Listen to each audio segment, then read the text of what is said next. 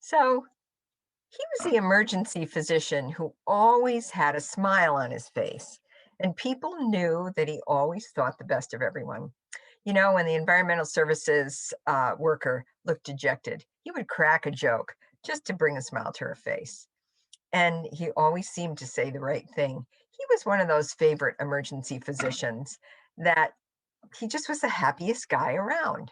And he was there every day. Everybody looked forward to seeing him. But one day, he was gone. What happened? Well, he died by suicide, and no one will ever know why. Think back to the time you were in medical school and imagine the size of your medical school class. Maybe it was about 200 people. And then take that number and double it. That's the number of physicians we lose to suicide each and every year. And that may be undercounted because we're just not getting the numbers. Still, it's at least the equivalent of 2 large medical school classes. What is happening? Well, we're not entirely sure, which is why we're here to talk about this. And we know that suicide is a tough topic for everyone, and feelings sort of bubble up.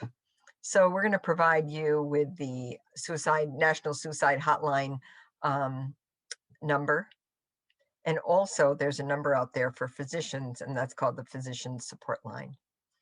So we are here to share with you what we know, but more than that, to provide reassurance, affirmation, and above all, hope. We have nothing to disclose. We do have some objectives.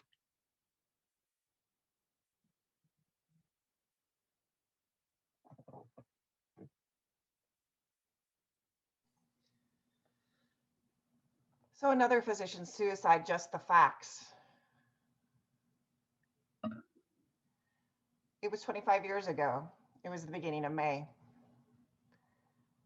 A junior emergency medicine resident got off her shift and drove home. As she entered her house, she knew something was wrong. The house smelled like gasoline, like fumes from a car. She looked around. She couldn't find her fiance. But finally, she entered the garage. There she found him dead. The cause of death, per the coroner, was asphyxiation due to carbon monoxide poisoning. Next slide. This person, this resident, was me, coming home to find her fellow resident fiance dead. What do you do in that situation? Well, you call 911. And when you call 911, they tell you, well, maybe you should start CPR. But you've been a physician long enough to know that your fiance is way beyond CPR, that rigor mortis has already set in. So you let the dispatcher know that, and you sit and wait for everybody to show up. The police department, the fire department, the ambulance. And all of a sudden, your house, your home becomes a crime scene. The yellow tape goes up. You can no longer be with your beloved who's dead. You can't even be in your own home. And you're really alone. Next slide.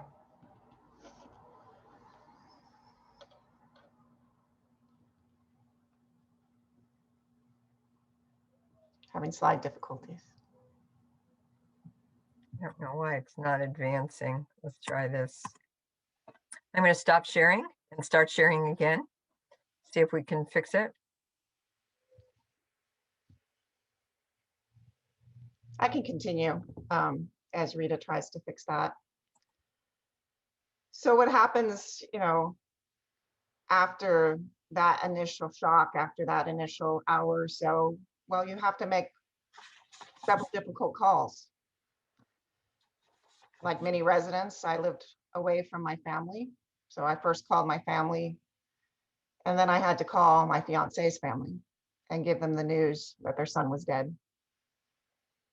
Like I said, my home was a crime scene, so I could no longer stay there. nor did I want to stay there. So I ended up back in my own emergency department, but not as a physician this time, not really as a patient either.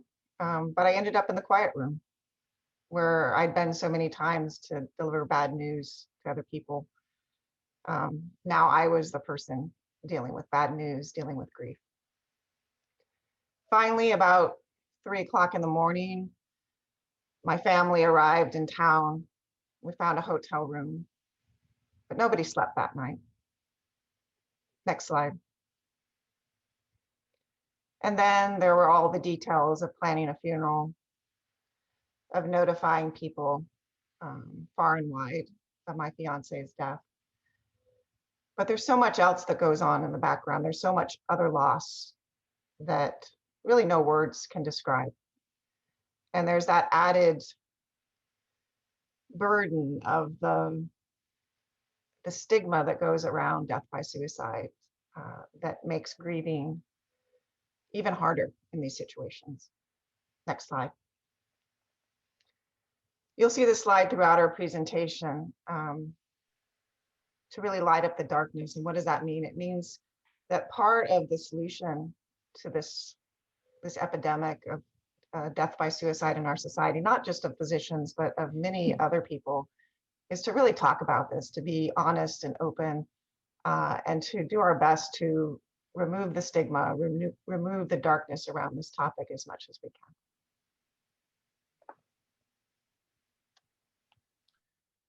The year was 2016. I had been a program director for approximately 15 years at two residencies, the first in New York City and later at the University of Kentucky. Carlos was a UK medical student, knew him very well. He came up through the medical school, was interested in emergency medicine. As the program director, I met with him several times and actually recruited him to come into the residency. Carlos did very well. He was not a struggling resident at all. But somewhere in the first half of his second year of residency, his mother got very ill, and he began traveling back and forth to northern Kentucky, about 90 minutes each way before and after every shift, so he could spend time with his mother, who was in a nursing home. He began to struggle a little bit clinically, so I pulled Carlos into my office and started talking to him about what was going on. It was pretty clear his mother was not receiving the best care. We were able to get her transferred to our tertiary care referral hospital. I was able to move Carlos off of clinical service and then onto essentially a made-up research elective so he could spend time in the ICU. When the intensivist began to talk to Carlos about goals of care for his mother, goals of care we all know is code word for we're going to change from curative to palliative goals. It was more than he could bear. And Carlos went home and took his own life in an acute grief reaction. Next slide. The effect in the residency, the effect on me personally, the effect on his co-residents was almost indescribable. I've chosen this picture to sort of communicate the general feeling within the program. Carlos was well liked by both faculty and residents. And as I mentioned, he was not struggling. He was not the screw-up resident who always shows up late and isn't well liked and gives crappy sign-outs. Next slide. In the days and hours after Carlos was found in his house, I was amazed. Well, initially not amazed to find out 400 doctors a year commit suicide. But then as I tried to put that number in perspective and realized that that is 3 full UK classes of doctors each year. And these other statistics, which come from a New York Times article several years ago, that my residents, myself, my colleagues are at 2 times higher risk than our non-peer or non-MD peers for suicide, and 10% of fourth-year students and interns are considering suicide. So that's not attempts, but it's ideation. Next slide.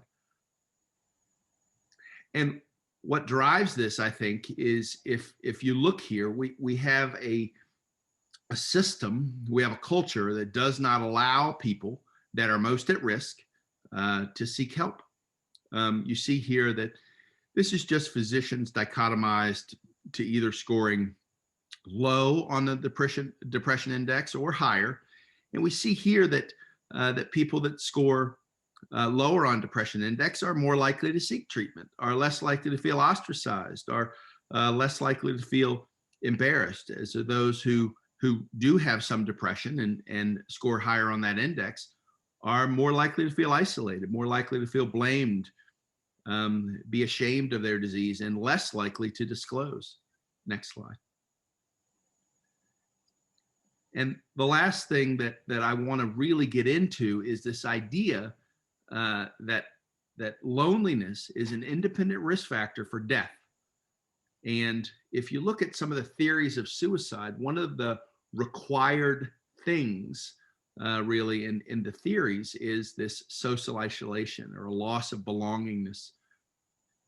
Next slide. And this paper talks about loneliness actually being an independent risk factor for death that's higher than excessive drinking, higher than obesity, higher than air pollution, something we all think about. That your odds ratio for dying earlier is highest out of all of these if you just are lonely. Next slide. So I would ask that if you see something, say something, reach out. I feel that that human moment is what can save people's lives. And of course, we'll talk a little bit more about that in the second half of the presentation. All right. So a few years ago, I remember it like it was yesterday. I had my EM intern orientation, and my residency was always a very, very supportive community. And one of the first things they told us on orientation day was, you're going to go through a very stressful 4 years. That's the nature of the job. And if you ever need to speak to somebody, the residency has your back. We will support you. Here are resources you need just preemptively in case anybody wants to seek help. And I remember being very encouraged by that, but also in the back of my head, didn't ever think that I would need any help.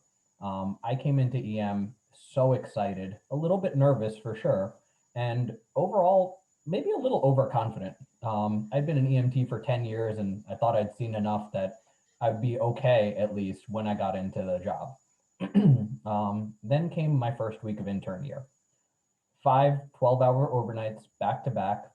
The very first patient I had bounced back within 2 weeks and died. As my week went on, I diagnosed 9 people with cancer. By the end of my first week, I completely doubted what my purpose in the job was. I really felt like I wasn't really helping people. I just kept breaking bad news. I kept telling people that they were reaching the end of their life. My emotional resolve in the course of 5 days seemed to just completely shatter. But then I had a few days off. I rested. I was like, okay, I got some sleep. I'm off of nights. I'm back onto days. I feel like a human being again. But then months went on and the schedule really, really seemed to weigh me down. Days stopped being about what I could learn at work and started to become more about just getting by, getting through the shift. My mood really, really started to slip. And at times I felt like there was no reason that it was slipping. Through all of this, though, it never seemed to impact my clinical performance. My mid-year evals were great. And I remember at one of the holiday parties, the APD pulled my partner inside and said, he's always so bright and happy. I wish we had a dozen more residents like him. And I remember hearing that compliment and how empty it felt, because I never felt that way internally. As time went on, it really started to affect my personal life. I became distant from my family, from my partner. I, in medical school, used to go to the gym 4 to 5 days a week. In residency, I might have gone twice in 3 years. Eventually, I realized that I needed help. So I went through my intern orientation handbook, dusted off that list of counselors and started to reach out to them. First thing I found out was half those people on that list no longer practiced. The other half were no longer taking on new patients. So now I'm reaching the point where I really recognize, hey, I need help, and finding help was proving to be a really big challenge. So now I'm starting to think to myself, do I seek care within the system? What if I end up on care everywhere, and at some point I end up in the ER, and all my colleagues just see my deepest, most intimate thoughts? I was really concerned about privacy issues. I wasn't sure if I should go to my residency and seek help through them. And like I said, they had always been nothing but supportive. So eventually I was able to reach out to them, and I was able to seek the help that I needed. The first thing I found out was my insurance would cover 6 visits a year. It was kind of a shock to realize that I was seeing people die on a weekly or monthly basis. And the most my insurance company thought I would need is 6 30-minute visits in the course of a year. Eventually, this led me to want to try and make a change. So I started reaching out to my residency, through the residency, through the wellness committee, started talking to the GME. And then ultimately, this led me to work with EMRA. It's how I got involved with this group of physicians here. It's how I got involved with the EMRA Wellness Committee, because I realized that if I was facing these challenges in a supportive, open residency, clearly this must be a widespread problem that is affecting far more than just me. And honestly, at the end of the day, I realized that despite all my challenges, I'm a success story. I got the help I needed. And unfortunately, we have hundreds of physicians, hundreds of trainees a year that don't get the help that we need. Is the National Suicide Prevention Lifeline telephone number. And here also is the physician support line, where there's free confidential peer support by volunteer psychiatrists, 7 days a week from 8 a.m. to 3 a.m. Eastern Time. This is who we are. I'm going to stop sharing the slides now so we can introduce ourselves. We'll do a few ground rules so that we can all speak together.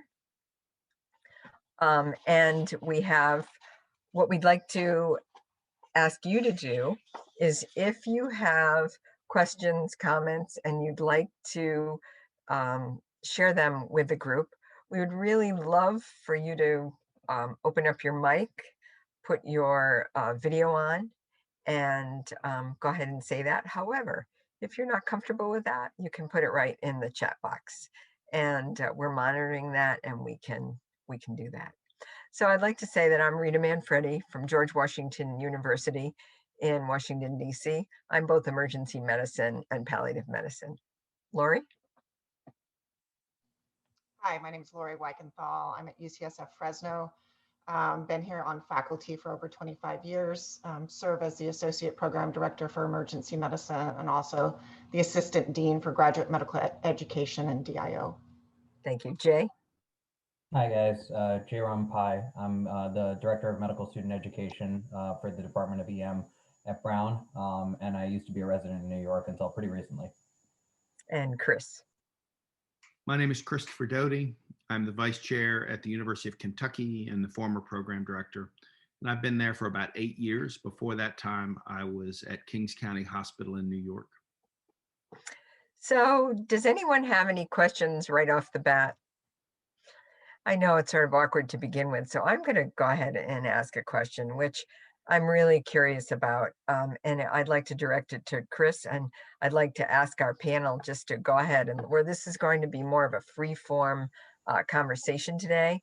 But I wonder, Chris, is there anything, knowing what you know now, is there anything you would do differently now with Carlos if this situation cropped up again? Yeah, so obviously, I've thought a lot about this, as any faculty member or program director would, and I was ashamed to lose a resident on my watch, and I just didn't dream it would happen. I mean, I am engaged as a program director, and I was relatively experienced as a program director. I'd been one for 15 years. So So I was blindsided basically by this. I mean, I knew he was struggling, but I thought he was handling it.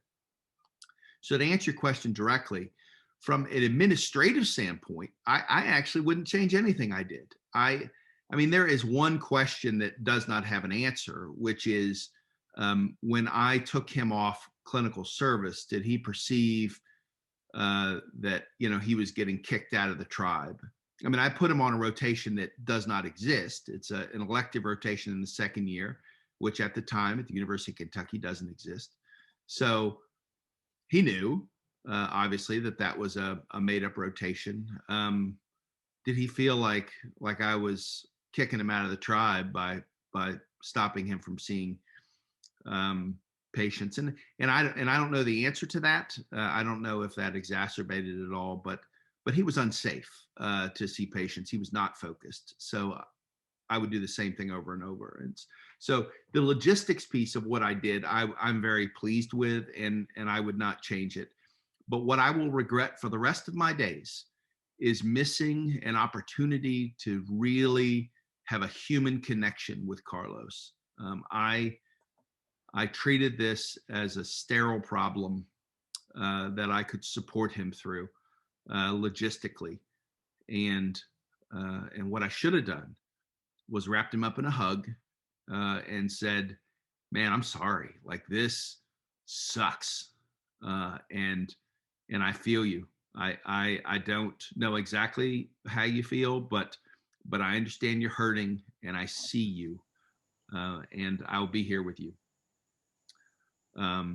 So that's I guess the best answer I can give is I did miss an opportunity to really connect with him and let him know that I saw him and I saw his pain. So it really sounds like, I don't know, it sounds like there's a couple victims here. Not only Carlos, but anyone who's cared for him and interacts with him. And I don't know if there's anyone else in the audience who's had this kind of situation, and if they'd be willing to, you don't have to do it right now, but maybe share some of your thoughts similar to what Chris went through. We'd like to hear that, because we really need to brainstorm how we can better do this. And I'll just touch on this.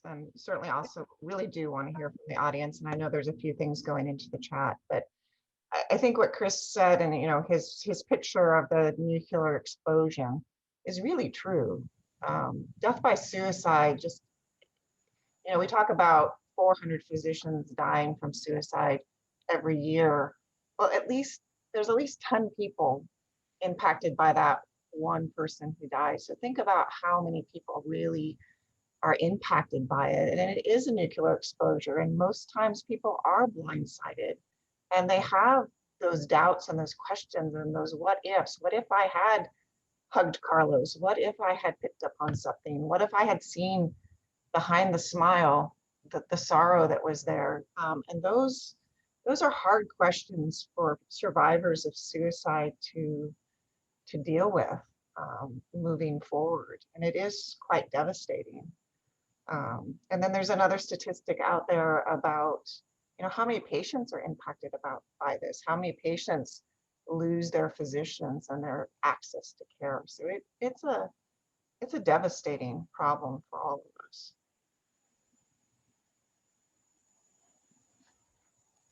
Yeah, I mean, the faculty, the residents, one of his co-residents was actually, it was a second career to emergency medicine. She had been a psychiatrist.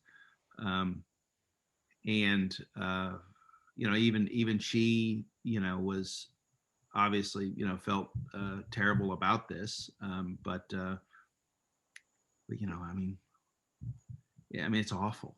It's awful. And people hold themselves, Rita talked about several victims. People hold themselves accountable. I still hold myself accountable for it, even though I say I wouldn't do anything different.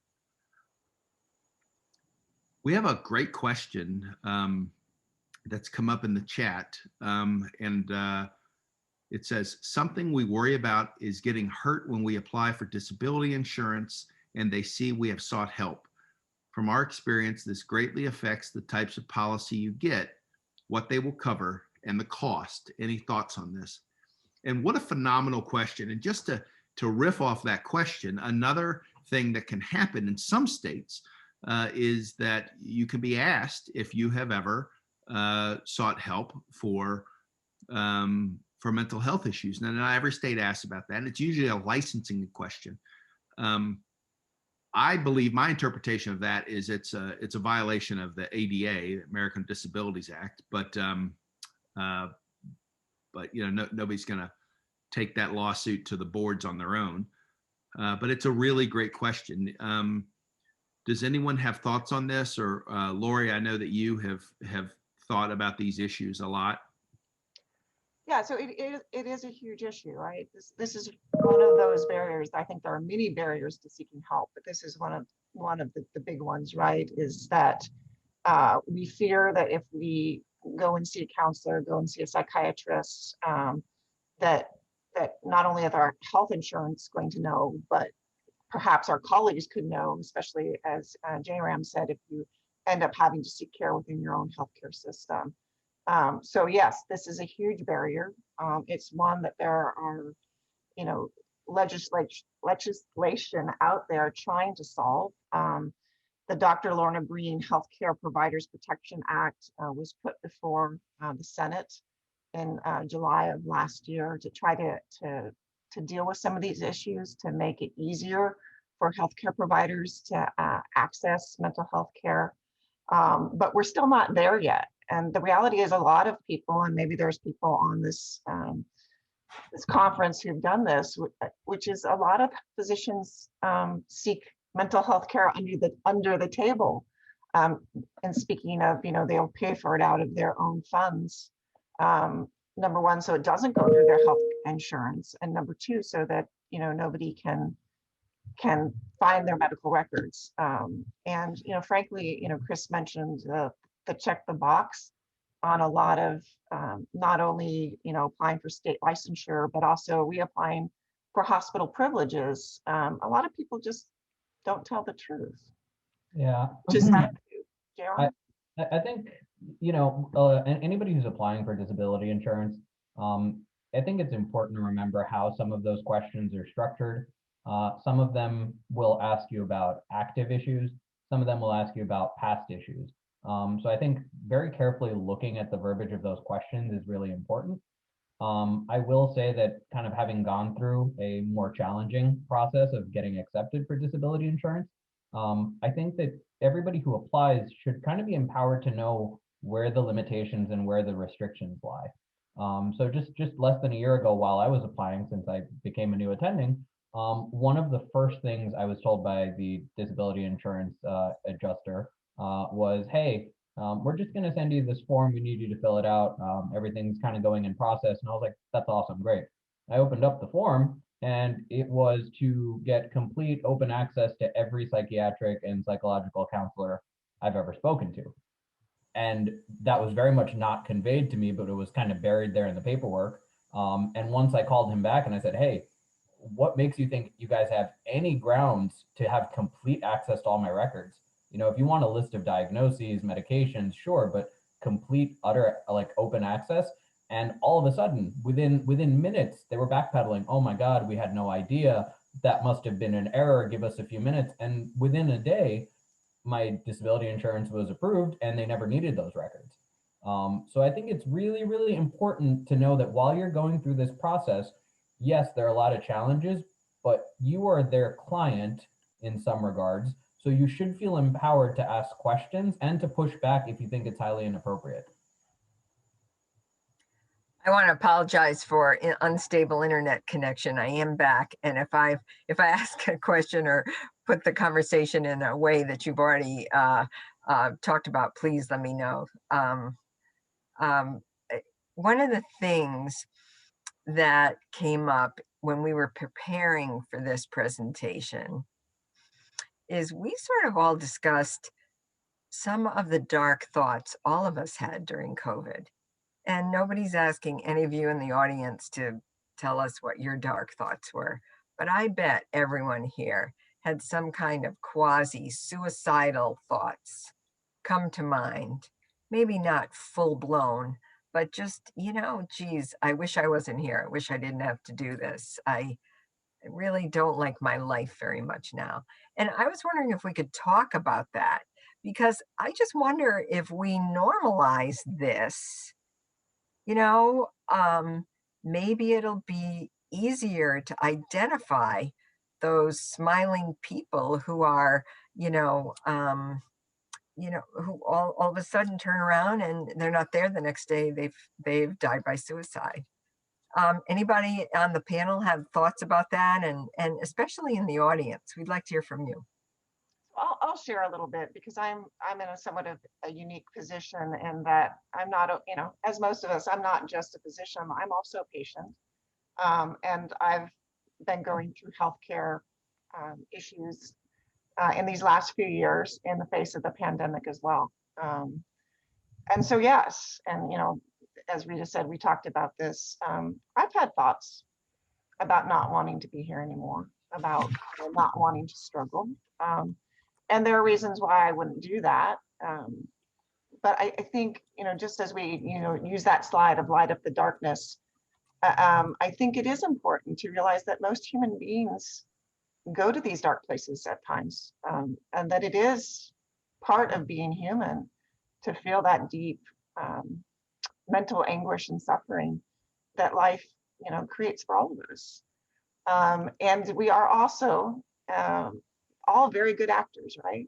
We all know how to put the smile on our face and go to work and have the physician persona that people think that there's nothing wrong with us. And so I think Chris's point of that physical connection, that getting underneath the masks that we wear, not only as human beings but as physicians, is really, really important. It's not necessarily easy, but giving people hugs, checking in with people, getting beyond the "how you doing today? I'm fine," and really, no, really, how we used to joke, are you fine, or are you COVID fine?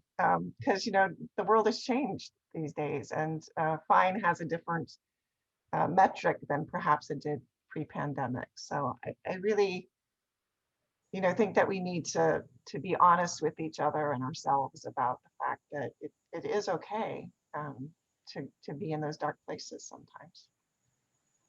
So let's just take a look at the chat. My COVID dark thoughts. I insisted my husband and I finally get our MPOA advanced directive and wills together because I was convinced I was going to get sick and die from COVID. I wanted to make sure everyone would be taken care of, dogs, kids, etc. I also had someone ask me, "Are you still glad you picked emergency medicine?" My answer was, I seriously considered not coming into work this morning. Boy, does that ring a bell and resonate with me, which then prompted 3 phone calls asking if I was okay, but nobody really engaging with me. Panel. Yeah. Yeah, Yeah, go I ahead, wonder if Chris. that's even worse than not asking, right? Is that when you perceive somebody's asking you if you're okay because they're worried they're going to have to cover your shift for you, um, as opposed to really wondering if you're okay. Um, I wonder, and I don't have the answer to it, but I certainly, I mean, that rings true with me. Is that do you really care if I'm okay? Um, my own COVID dark thoughts, because I had a patient who was a young woman who was beaten basically, and she was beaten by her significant other. We found out that she was pregnant, which she had suspected, but maybe told her significant other, um, and he had beat her so bad that she was losing the baby. But it was in the middle of COVID, so nobody could visit her. So this woman, has a 49-year-old fat guy at the bedside to sort of, and she's young enough to be my daughter, to sort of quell her fears and also make her feel better because her mom can't come visit her because it's COVID restrictions. and she's been beaten by the man who she wanted to spend her life with, and simultaneously has lost her baby. And I thought to myself, I was like, Jesus, like I think of myself as a pretty, tough old bird, but man, God, this is a lot. This job is a lot. Um, and I didn't necessarily have suicidal thought. I didn't have suicidal thoughts about that, but I thought, man, I don't know if I'm cut out for this career. Um, and I think, the problem is, and I will bang this drum every chance people let me, but the problem is that COVID has atomized people and spread them out. And some physicians got atomized from their children. I have colleagues that basically still on the East Coast, not in Kentucky, that didn't see their kids for months because they didn't want to give their kids COVID. They didn't want to, they got an apartment or they got something else, another place to live, or stayed in the basement, and didn't see their husband and or didn't see their wife and children.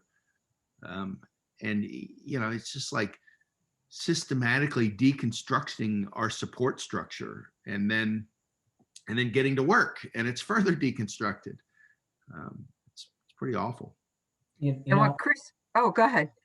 Go ahead, Jay. just kind of going off of what was said a little bit previously about your program kind of checking in with you and then not really following through. I think if you look at what any residency or any medical school tells its trainees, on paper, there's nothing but support, access to care, being empowered to take time off. But then there's this unwritten curriculum for trainees. And that unwritten curriculum is kind of what you learn passively just by watching the people around you. You have people who came in to work pre-pandemic sick because that was the expectation. It doesn't really matter if you feel awful, if you have the flu, if you have gastro, you show up. We had residents who would show up horribly dehydrated. They would put in an IV before they would go into work, make sure they rehydrated, because even though there is a sick call system, activating that sick call system was seen as a personal failure.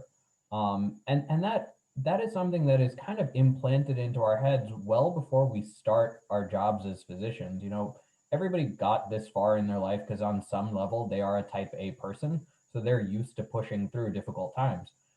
At the end of the day, we would never tell our patients, hey, your SAT's about 90, you do have pneumonia, but we really want you to go into work for the next few days. Everybody here would agree that that's a ridiculous thing to tell a patient, and yet everyone here knows a physician that has done that. I myself have done that exact case. And if you sit down and you reflect on that, there is so much wrong with that if we want to make a change, that on some level, more so than institutional support, there does need to be an individual push. Residency and training is a very difficult time, and people should be pushing themselves. They shouldn't be pushing themselves to the point of physical illness.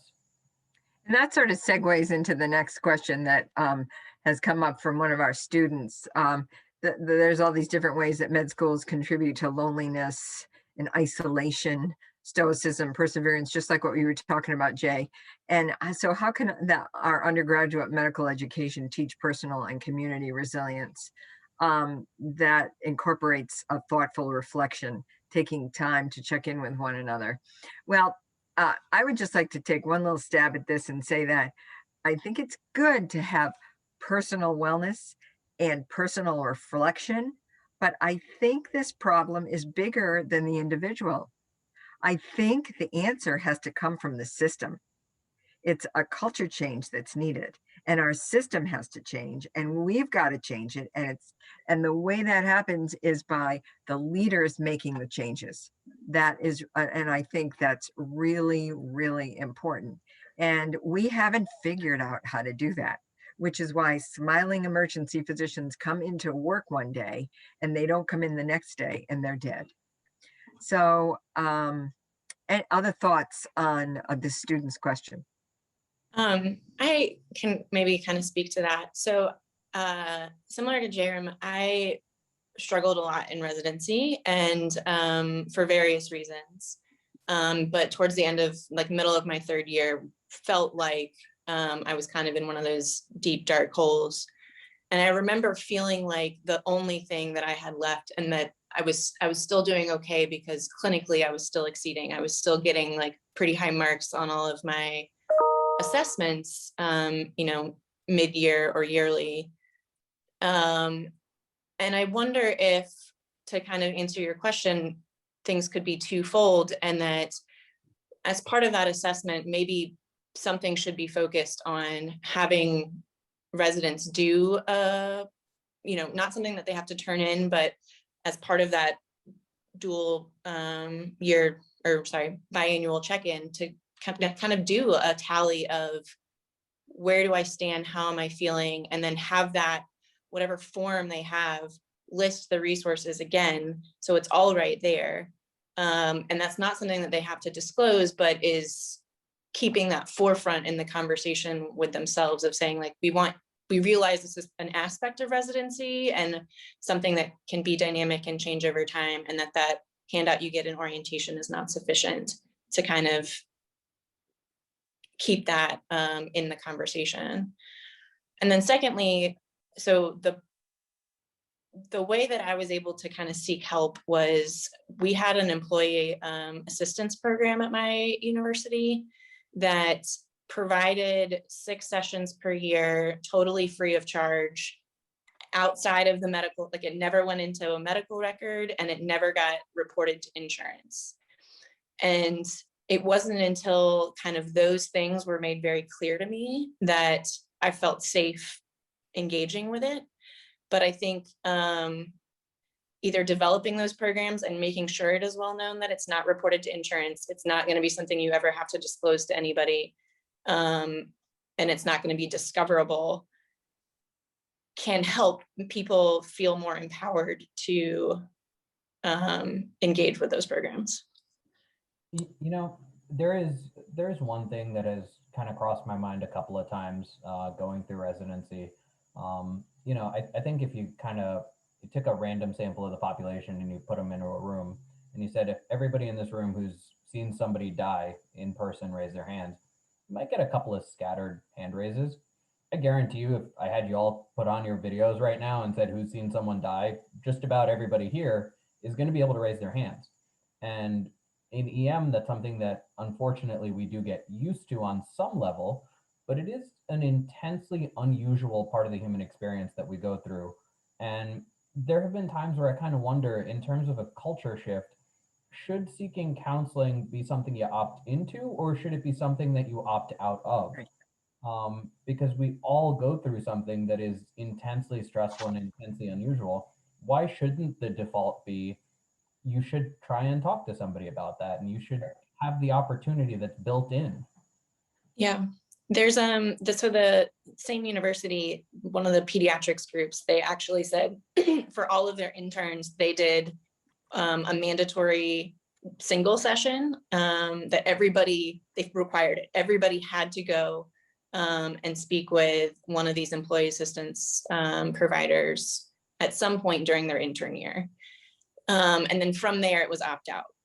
And what they found is a lot of people continued going to these sessions, and it got rid of that initial hurdle of forming a relationship with a provider, which I think is another big thing of like, how do I even start this conversation, where people are sort of discouraged from seeking counseling.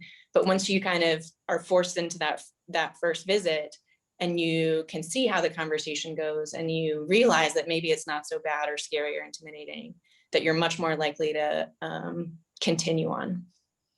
I get asked a lot about these issues because I've been pretty vocal about it. And I was in the leadership of the Council of Residency Directors when I lost my resident, and I was pretty public about it.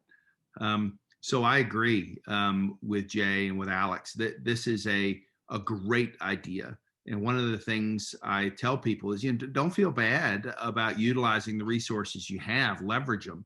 So if you do have some way of having people follow up that is paid for a couple times a year, and off book and out of the medical record, then schedule. I mean, for the leaders on this call, schedule the residents. Have them go in and say, you know what, your day is Friday the 12th at 2:00, and we will make sure that you are off work. And have them, either required to go to one or be able to opt out. And then the other thing for any program leadership people here or department leadership, make this a normal part of your 6-month evaluation. Every single resident has to have a 6-month evaluation. It's part of the ACGME requirements for emergency medicine. Make it part of it. Self-assessments, put in a modified Maslow. There are things that you can do to keep a tab on people. And part of the issue is, and we've sort of said this several times, is emergency physicians know what what not to say. When I screened Carlos, I mean, he was having trouble. When I screened him, he said, "Hey, what are you screening me?" And I said, "Yeah, I am." And it's the same questions he asks, and during his clinical shifts. So it's something to think about, is to be much more proactive. And I know we're running short on time, but I did want to make one point, which is, everybody who becomes a psychologist in the United States actually has to go through therapy themselves. It's a requirement of their training. And so I think that should normalize this for us. I mean, it really is, it should be part of what we do as physicians, not just in emergency medicine, but probably all physicians, to be able to have some time for introspection. And then in terms of the idea of this checking in, there are some apps out there now that do weekly check-ins, kind of weekly wellness check-ins, and you're actually able to design them in such a way that, for example, if I score low on a particular area, maybe it's financial wellness, that it actually hooks you up with some resources in your local community that's been designed by your program. So again, kind of for program leadership, I'm not selling any particular program, but there are some of those apps out there that could be useful for assessing not just residents, but faculty as well. I think we can address the last question, and then we're going to have to wrap it up. Chris, did you want to take that one? You commented that that's a great question.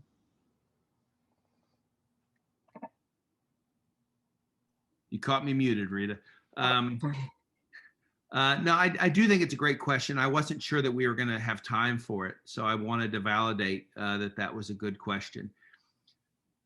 Part of the problem, and we've talked about this twice now with undergraduate medical education, is this is not particularly addressed. And part of the problem with that is that what gets put into undergraduate medical education is intensely political at the local level.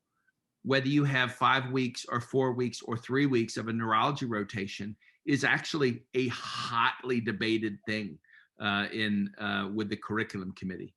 And by hotly, I mean red hot. So when you try to put in resiliency training, when you try to put in even a workshop, there's a lot of sort of talk and resistance to that. I do think that people need to engage in their environment and know what your triggers are, know where you receive your power and what your kryptonite is. I always talk about Superman, like you have to know where your yellow sun is, what powers you, and you have to know what your kryptonite is. And you have to engage in finding your yellow sun and spending time doing that, and then knowing what your kryptonite is and finding ways to mitigate what that is. And sometimes that's a person, and sometimes it's a situation. But that is intensely personal for each person, is the personal resiliency, which is part of this problem, but it's a small part. Rita's right. This is an institutional, vastly institutional and cultural issue. I really want to thank, we've got some really robust comments here. We need to continue this discussion, and you need to bring back some of the ideas you may have gotten here today to your own institutions. Please feel free to contact any of us to talk further if SAEM has our contact information. I really want to thank our panelists and all of you for participating today. So have a good rest of SAEM. We'll see you all later.